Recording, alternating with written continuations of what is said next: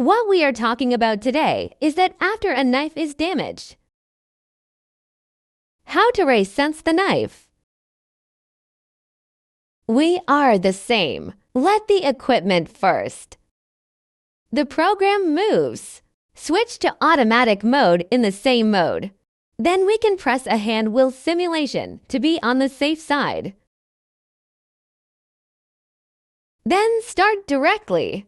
If you don't need it, just turn off this function.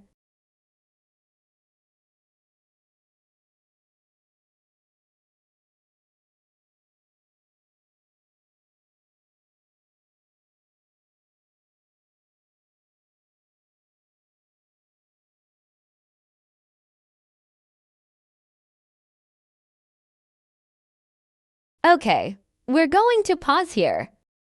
Let's just pause for a second. Suppose, let's make an assumption. After this knife wears out, how to operate, how to use.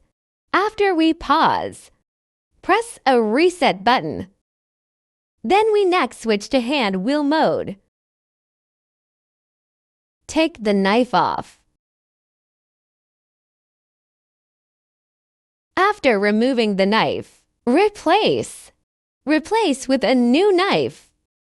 After replacing with a new knife, we'll put the knives back in. After installation, we need to do a knife length measurement first. We return to the first interface at boot. Enter our weaving settings for automatic knife setting. Then select the knife number on our automatic tool setting interface.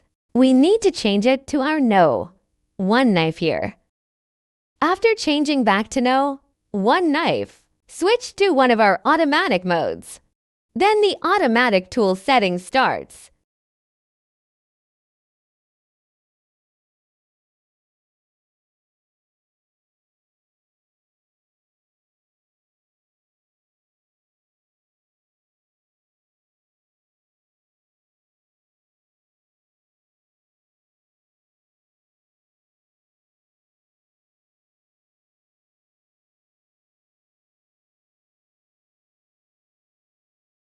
What about after the knife? We return.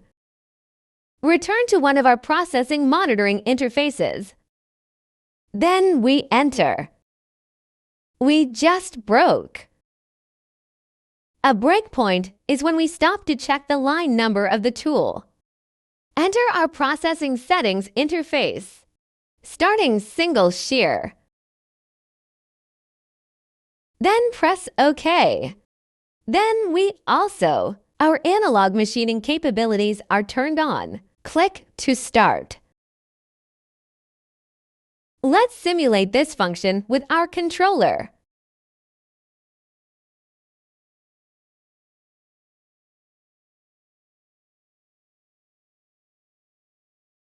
This program, it's over. And this is a simulation. Our broken knife. After the replacement tool is damaged, how to reset the usage of a new tool.